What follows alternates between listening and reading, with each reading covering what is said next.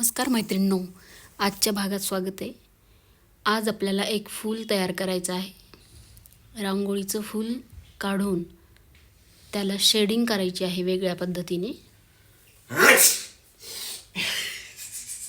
तर आजच्या फुलाची शेडिंग वेगळ्या पद्धतीने करायची आहे. मागच्या भागातही आपण एका फुलाला शेडिंग केली. तर हे फूल तयार झालेलं आहे. सर्व पाकळ्या समान आकाराच्या घ्यायच्या. त्यानंतर ह्या पाकळीच्या मधोमध एक रेष देऊन घ्यायची आहे अगोदर आपल्याला.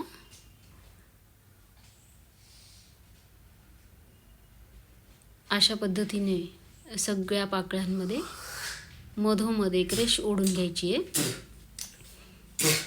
रेषा तयार झाल्या आणि आता याच्या खालोखाल शेवटपर्यंत रेषा ओढत चालायच्या, कमी कमी करत. एका बाजूने पूर्ण केल्या, त्यानंतर आता दुसऱ्या बाजूने पूर्ण करूया. ही एक पाकळी तयार झाली आहे शेडिंगने. अशा पद्धतीने पुढच्याही पाकळ्या आपल्याला तयार करायच्या आहेत शेडिंगने. सगळ्या पाकळ्या तयार झालेल्या आहेत आणि आता सुंदर असं फूल दिसत आहे. तर याच्या पुढे आपल्याला प्रत्येक पानामध्ये असे ठिपके द्यायचे आहेत. सुरुवातीला आपण ठिपक्यांचा सराव केलेलाच आहे. त्या पद्धतीने छोटे छोटे ठिपके उरलेल्या जागेमध्ये फुलाच्या पाकळीमध्ये आपल्याला द्यायचे आहेत. अशा पद्धतीने एकानंतर एक सर्व पाकळ्या पूर्ण करूया. पूर्ण फूल तयार झालेलं आहे शेडिंग करून. आता थोडंसं आपण फुलाच्या काठाचा जो भाग आहे पाकळ्यांचा, तो जाडसर रेषेने तयार करून घेऊया. त्याला थोड्याशा जाड रेषा काढूया, म्हणजे थोडासा फूल उठावदार दिसेल.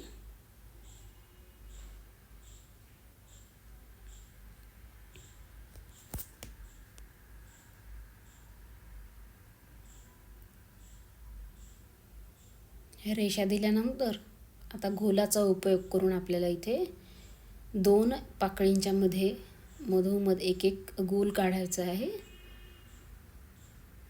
सारख्याच आकाराचे गोल घ्यायचे आहेत.